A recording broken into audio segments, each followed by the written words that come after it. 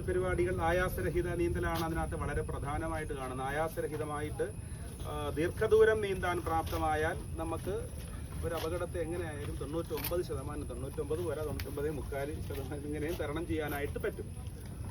അത് ഈ പറഞ്ഞതുപോലെ ലോകത്തെവിടെയും അതിന് പ്രാധാന്യം കൊടുക്കുന്നുമില്ല, അങ്ങനെ ചെയ്യുന്നുമില്ല, ചെയ്യാൻ പറ്റുന്നുമില്ല. എല്ലാവർക്കും